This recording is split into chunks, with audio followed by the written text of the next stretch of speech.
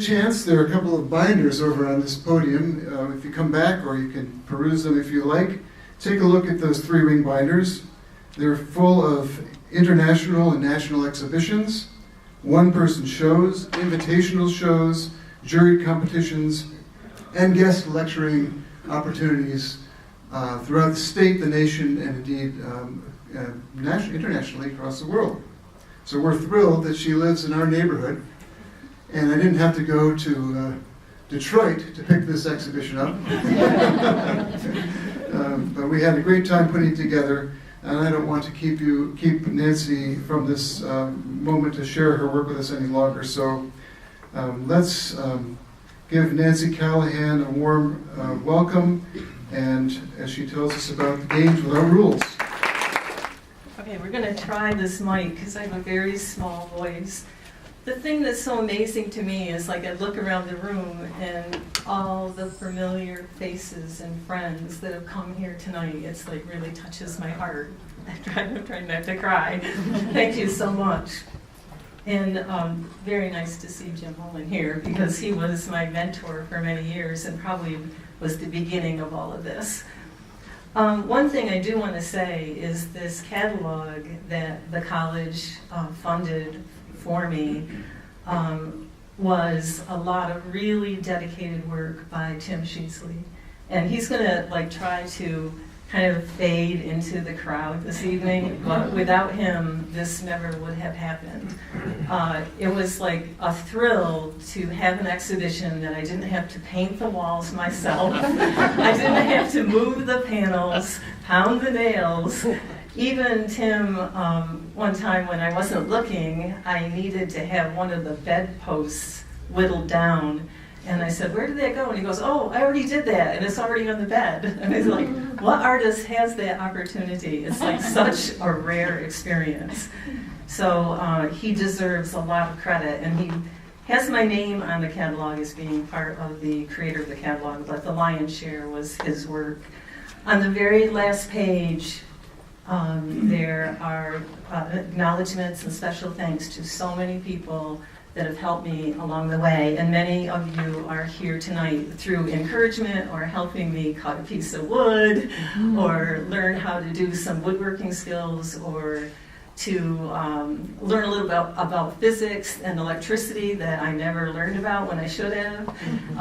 So there's lots of people to thank for the catalog and for the work being here tonight. I don't want to scare you when I start back, when I tell you about the first memory of myself. I'm not going to leave you standing here for like hours going through each stage of my life. But one of the very first memories of my life was sitting at the dining room table in a house that miraculously looks like the house that I live in right now, over in the little kitchen area over here in the bread book. There's a picture of the house where I lived when I was growing up, and it looks very much like the house I live in right now. But that early memory is that my mother had a lot of children very quickly. There were like 4 of us, and I was trying to figure out how many years, but maybe 5 years, 6 years, there was 4 little kids. And one of the first memories I had is sitting at the dining room table drawing on paper that my mother got from the art teacher, Mrs. Gulp. How do you remember that when you're like 4 or 5 years old? I still remember her name. And we had the opportunity, which I thought was a great opportunity. I don't know about my brothers and sisters. You'll have to ask Daryl. He's back there. Well, coming home from school, and this happened even before I went to school. I think I was probably 4. That my mother said that we could get any of that paper down anytime we wanted, and we could use as many sheets as we wanted. And I came down and would get the paper. I must have had to get up on a stool or something. And the pages were really big. I mean, I know it was little, but they had to be like 18 by 24. And it was called manila paper. I don't know if any of you remember that. You do. It looked like kind of oatmeal, like the color of oatmeal. And what happened over time was my brothers and sisters slowly left the table without me kind of noticing. They went off to do different things, to become CEOs of banks and nurses with RNs and people who were the supervisors of gas lines and judges and state troopers. It was a big family. But they slowly drifted away from the table, and I found myself still sitting there. And I don't know if that's because it made me so happy being there, or I didn't know what else to do. Okay, so I'm going to fast forward now to the 4th grade. See? I got this dictionary when I was in the 4th grade. My name is actually in the front of it, Nancy Forsythe. And I've carried and held onto this dictionary all this time. And this is like, starts to show you how rebellious I was as a child. I was very shy and quiet, but I think I had this little streak to me. And I got really upset because I loved this dictionary. I loved looking at the pictures. I loved looking at the words. I thought it was like all the words in the world were in this dictionary. And then when I got to the 6th grade, this kind of bratty little boy called me a name, and I said, "That's not even a word." And he goes, "Yes, it is." I go, "It's not in the dictionary." He goes, "Well, it's a word." So what I did, I mean, I was really upset that there could be a word. So my dad, again, Daryl is a witness to this, that I have Dad's dictionary.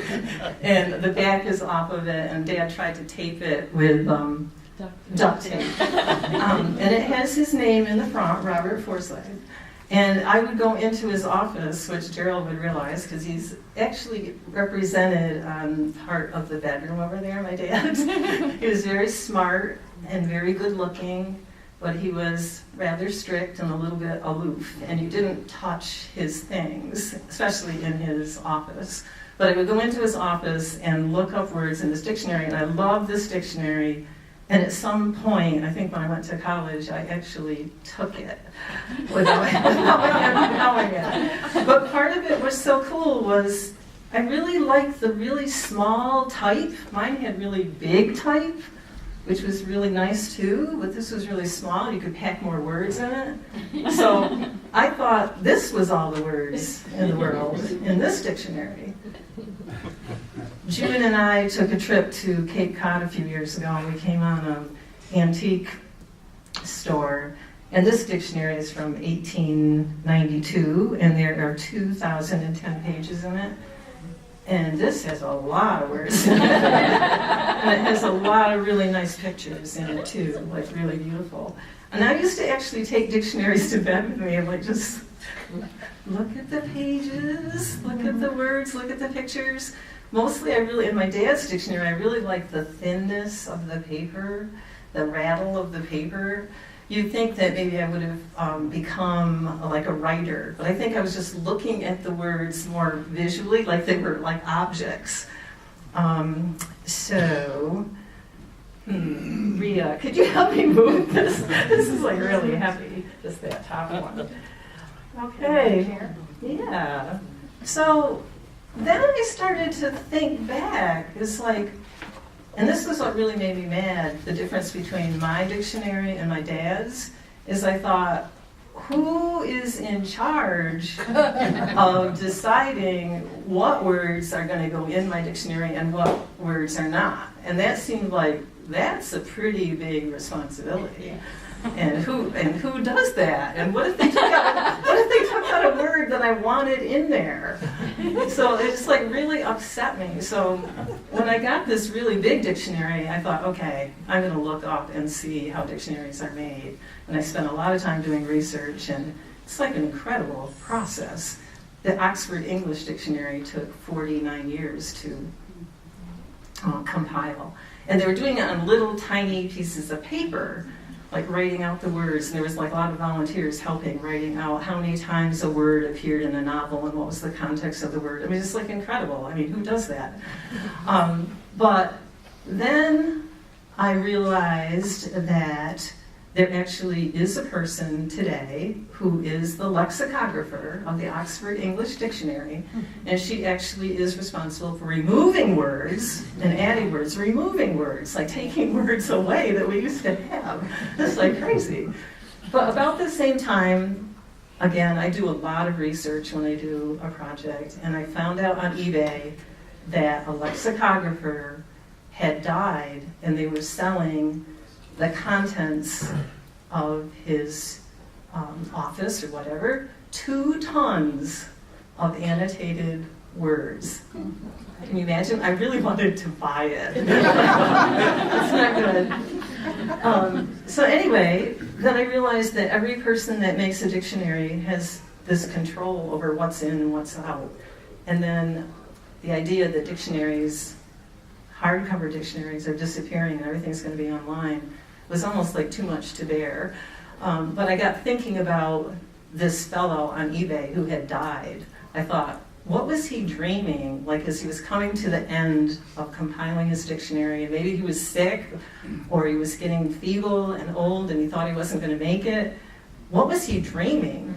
And this is what he was dreaming. So this is plucked from the lexicographer's dream. And it's like, all of these things are made out of old dictionaries.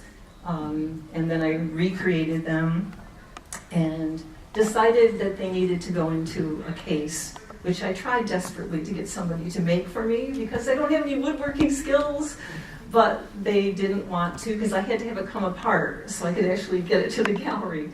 So it was one of my first woodworking experiences of like designing the case and putting that in there. So after that project, I stopped thinking about that guy. I started this other piece, which is over here, and it is kind of a similar thing. It was started from looking at a shorthand dictionary, because here, this is a language that was disappearing. Some people in the room have told me that they know how to do shorthand, and their parents did, and they did, but most people today don't know how to do shorthand. And once again, I didn't realize that there was actually, in 1921, there was actually shorthand competitions where people would go, and there was actually statistics, like how fast and how many words, how accurate you could be. People are shaking their heads so they know about this. So this is really weird. There was a shorthand system called Putman. It started in Britain, and it was used by most people in England and in the US. But this guy, Greg, wanted to take over the US market. It was like an athletic team, like these 2 teams like competing against each other. And they actually had their athletes that they would sponsor, like who's going to write the fastest and most accurate. And I had a picture of Albert, but he didn't make it into the room. Oh, here's the box. Here we go. So here we have Albert Snyder. And this is also Albert right here. This little guy. And this is the night before the big competition, and Greg is saying, Albert, you have to win, because then my system will be taken over and used in the public school system in the United States. And Albert's like, oh my gosh, there's so much pressure. And he goes to sleep at night, and this is what he dreams. And there's a little story in that, and I have been able to show a few people how it operates, and after the talk, if you didn't get to see that, I can show you how the handles turn and the lights go on and the drawers open. But it's Albert's dream the night before the big competition. And he must have won, because the shorthand system that we use in the public schools back in the 40s and 50s was the Greg system. All right, so now there's like these nightmares and dreams going on. And I go over to the physician's nightmare in the case over here. Mm-hmm. And it just, like the pieces that I do always have like a personal, underlying story, and then kind of another story on top of it. The underlying story is when I was working on it, I had something go very wrong with my hand, and I wasn't able to do anything with it. I couldn't tie my shoes, I couldn't cut vegetables, I couldn't do anything. And I was trying to find every single remedy that I could find to get my hand working again. And there's a lot of things out there that I have in my house in the drawers if you happen to need anything for your hand. I have straps and pills and lotions and whatever. But again, the book that inspired me on the other level is this physician's assistant's book, which some of you are familiar with. Just put Albert over here. You probably have seen this at one time where you flip it over and you see like inside their head. So this was like an early attempt to compile diseases and how to cure them. So it's kind of like the first self-help thing. So those two things were kind of moving along at the same time. So again, if you look in the catalog, which is, some of you have the catalog, and if you don't have a catalog and you'd like one, you can either ask Tim or the gallery assistant or myself. But in the catalog, there's a story, and the story about the household physician is the fellow who is compiling one section of it, but he didn't meet his deadline because he was taken ill, and no one could figure out what tincture or lotion to give him to cure him. So there's always like a funny little part of it. Another part that always goes along with my work is every project I do, I try to teach myself something new that I didn't know before, whether it's woodworking or how to make a handmade generator, which is in this little machine. There's just like this desire to learn something new, and I think I got that from my father, because he actually invented several things when he was a young man, and I think that somehow that's kind of translated to me. I don't want to keep going on and on, so I think what I'd like to do now is if you have particular questions about particular pieces, I would be glad to talk to them. Yolanda. Oh, Yolanda. Looking for catalog. Oh, looking for a catalog, okay. Does anybody else have a question about a piece you'd like to know a little bit more about? Show us the stenographer's screen, how that operates. Okay, I can do that. I don't know if everybody can see, but I will give you a little tour. There's a handle over on this side. This actually turns all the way around. There's a little sign not to touch it. So if you don't get a good look at it and you want a better look, I will be glad to show you how it works. But the handle over here actually turns the book over on this side. And the book is actually made out of prints from a shorthand dictionary. So it's actually like a language in there.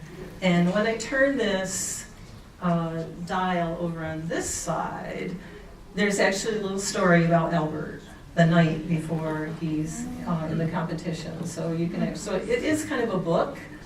It's kind of considered to be what's called a sculptural book object. Let's put Albert back over here. It's so funny to see him so small when he's out in the hall, so big.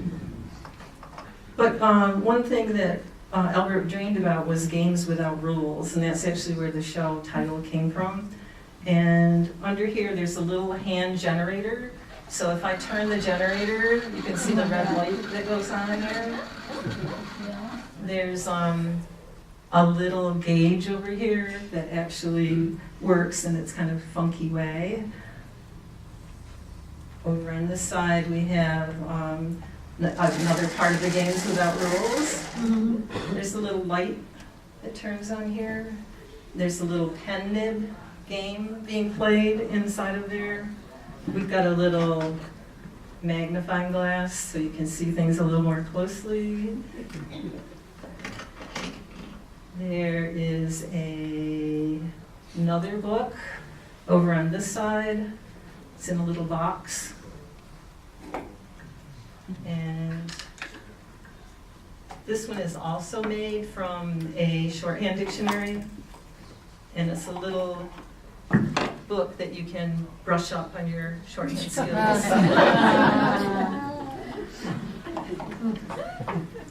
There's also inside here, there's a whole little thing going on there. There's a little flashlight here that you can actually look inside. The light that I attached to it is very dim, so it's hard to see in there, but you can use the flashlight. What else do we have? Oh, the last thing my friend said to me when I was doing it, she said, I was telling my son it has all the bells and whistles, and I thought, oh, it doesn't have a bell, so I actually put it on. This is Betty Fraley's bell.